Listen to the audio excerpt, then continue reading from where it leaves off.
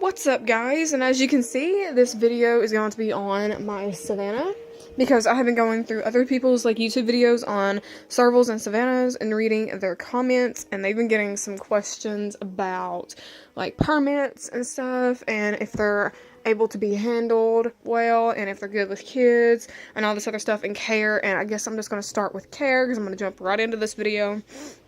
Alright, so as far as care, I'm going to do a little bit both on Servals and Savannahs. A serval is fed a little bit differently because they definitely aren't a small cat, and since they are a wild cat, they need at least 1 to 3 pounds of meat per day. So they have a little bit of a different diet than a regular cat. I mean, I know she could definitely eat some meat if I wanted to give her some, but I don't really give her any. She gets them every once in a while, but she doesn't require it a lot because, she's just an F3, and look at her posing for that camera. Aren't you a beauty, Shira? You're so pretty. And, oh, speaking of that Q-tip, I'm going to go into some toys, and my camera decides to go out. Okay, there it is. Alright, so as far as Savannah's, I don't really give her any meat, like I said. She just gets regular cat food. I can't remember the label because, of course, I'm talking about it, and everything I talk about, I just go blank. But I guess I'll put it in the description below after I edit this video. I'll tell you what I give her. But coat care for servals, I don't believe there is any, because I don't own a serval just yet. I will later. I'm just going to start with a Savannah and work my way up, because she's awesome. She's literally the best cat I have. Aren't you, sweetie? Okay, you're not that sweet right now. Alright, but I'm going to go ahead and do toys real fast. Q-tips. Don't go spend your money on a lot of this bull crap that they have, because even though it works, her favorite one is legit a freaking Q-tip. I don't know why. I don't know why that's so entertaining for her, but she just loves Q-tips. I'm like, do other servals and Savannahs do this crap? Because mine does. Oh, she likes hair bows too. It's just this. She literally steals all of mine out of my bathroom. Why do my hands look so hot? Alright, so permits and stuff, I have a little bit to talk about that because, like I said earlier, at least I think I did, I thought it in my head. This video is going to be really short because it's already 2 minutes and something. But permits, one of the questions was are you allowed to have them in each state? Well, it's different for servals and Savannahs. I'm going to start with a serval. A serval, you have to have certain permits for, I can have one in my state, but I have to have a permit that has to be renewed, every year. I think there may be different types of years, I can get it renewed every 3 or something. I know right off the head that you can get it renewed every year.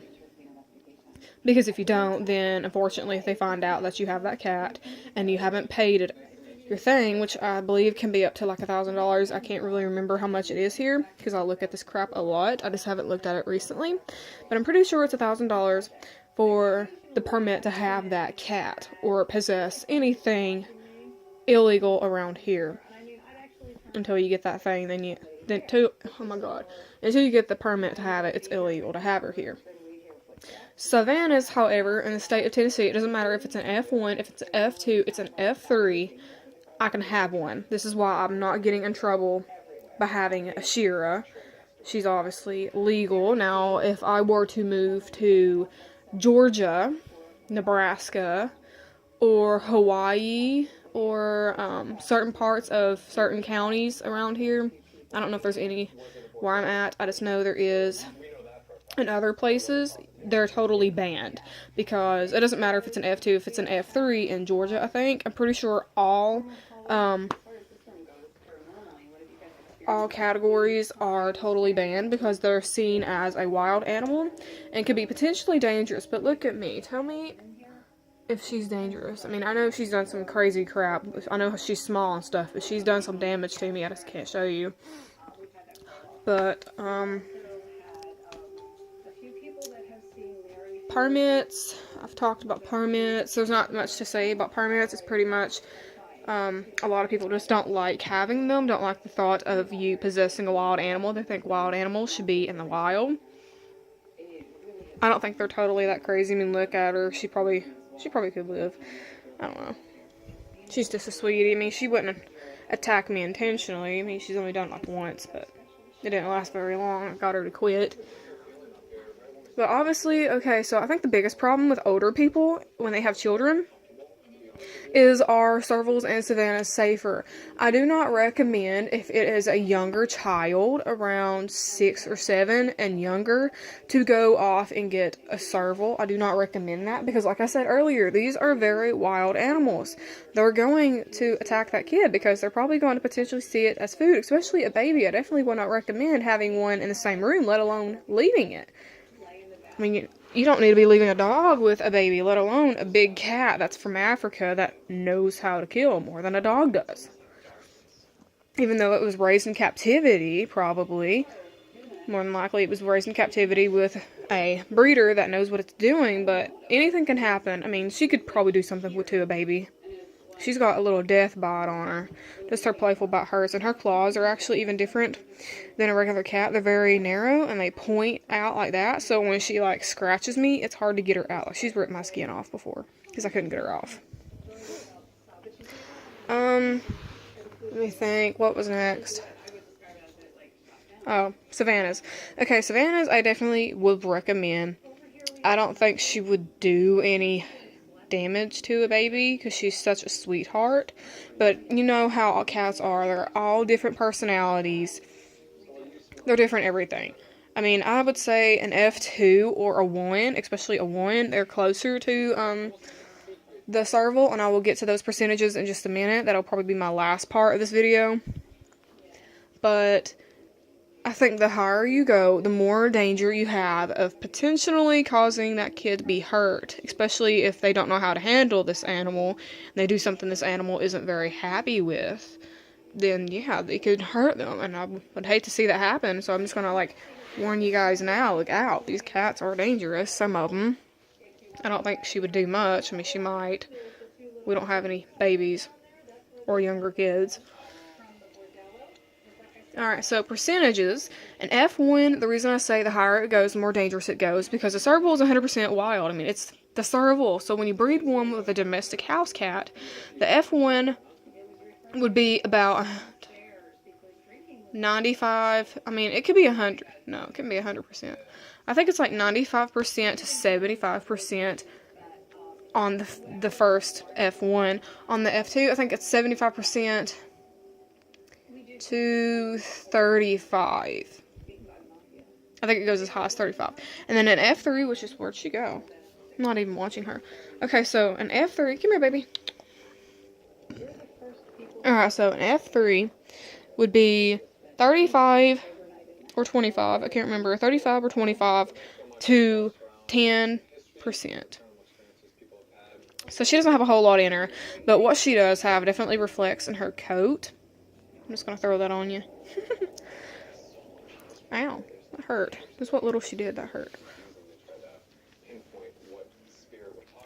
Alright, so I think that's all I'm going to talk about. Just the percentages and the permits. And like I said, I definitely don't recommend them being with younger kids. Because I just don't think this is the type of animal that you would want in a house with a baby. Let alone leave it with a baby. Or any younger kid, like a 2-year-old especially. I definitely would not recommend that. Or any other cat. I mean, other cats alone are pretty bad. Don't bring in an exotic and expect it to leave it alone.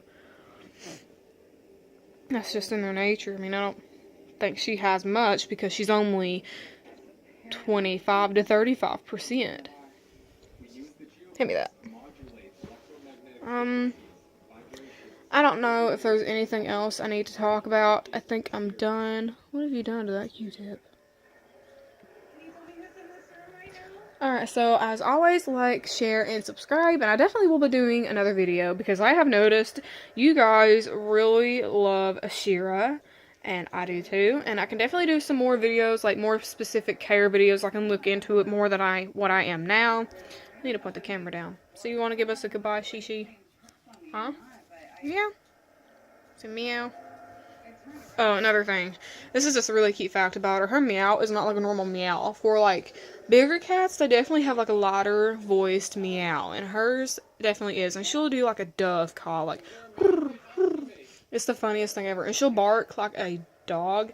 I mean, not like a dog, you know, that creepy looking bark. It's not really creepy. It's just weird. But hers is definitely odd. Like, if you listen to, like, some certain Serval sounds sound a lot like hers, because she definitely doesn't meow like a regular cat. Oh, and speaking of care earlier, this just now hit me. Like, always with regular animals, I definitely would take them to vets every year. I mean, you're supposed to do that with any other animal. I definitely have taken her a few times. But I believe that is it. And as always, I love you guys. Like, share, and subscribe. And if you guys want me to do any more, I've already said this, but if you guys want me to do anything, just let me know. And bye!